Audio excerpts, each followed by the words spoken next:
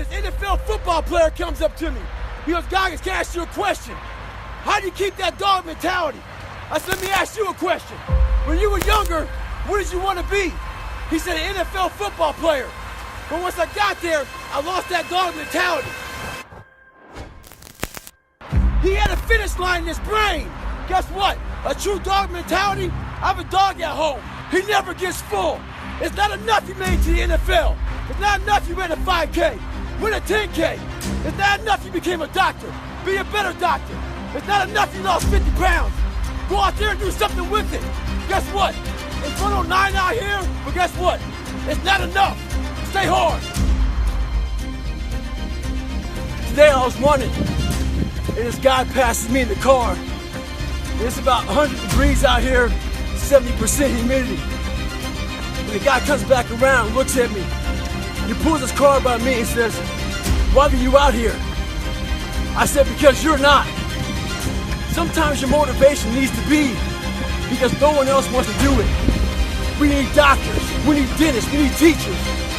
We also need savages. This message I do is not for everybody. Some want to say that soft bullshit about, do you have sunscreen on? This message is dangerous. It's too hot. I'm not asking you to be like me. Do you. Stay hard.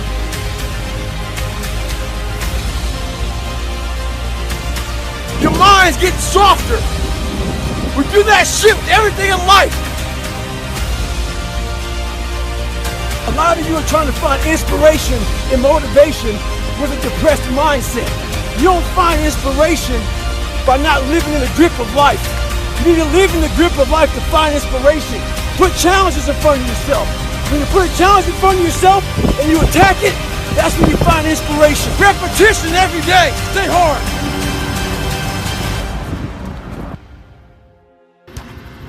So the other day I got an email from this lady.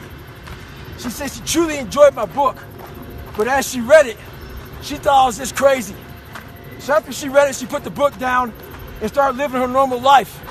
Just going back paying bills, going back to work, complaining about shit. A few days later, she has time to think about the book, and it scared her. She thought, well, maybe this guy isn't crazy. And that's what scared her the most. Maybe he's here trying to show us human potential, what we're all capable of doing. A lot of people like to put titles on other people who are doing extraordinary things. It makes them feel better about themselves. Gives them a get out of jail free card. I'm not crazy, I'm just not like you. In sports, there's a thing out there called load management. A lot of us like to load manage our lives. When you do that, you're gonna find yourself right at normal. Get off that, stay hard. With success in life comes more haters. Don't make them hurt your feelings. Use them for fuel. Use them for energy. In times of need, put them on mental Rolodex in your mind. And when you don't want to do shit, roll through your brain. Pull up that person who said you couldn't do something. Weren't fast enough, good enough, smart enough. Use it for energy.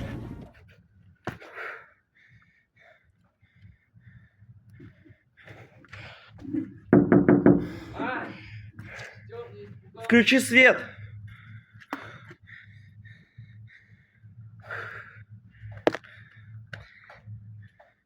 Accomplish anything that is hard. The only separator is that they really want to be there. There's some people that get inspired, and that inspiration moves them to try to do something.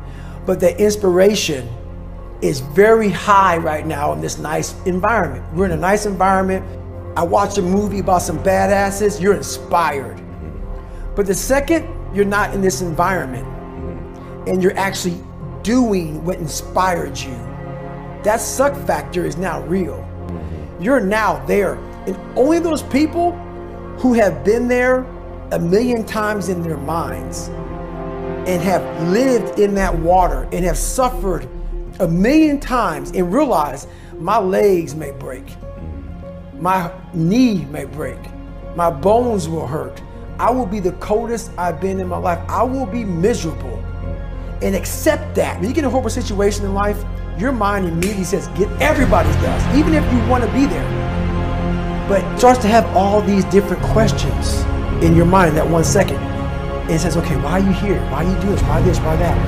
And then you start to say to yourself, if you don't want to be there that bad, I have a beautiful life. I'm not going to break my body up to do this. Your mind starts to say, yeah, this is stupid. But if you are already knowing that this is going to happen to you, you have all the answers to these questions that your mind starts to give you when you're in suffer mode. Try to be 10% better than you were last week. So if you're running 30 miles a week, run 33. If you're swimming 500 meters, swim 550.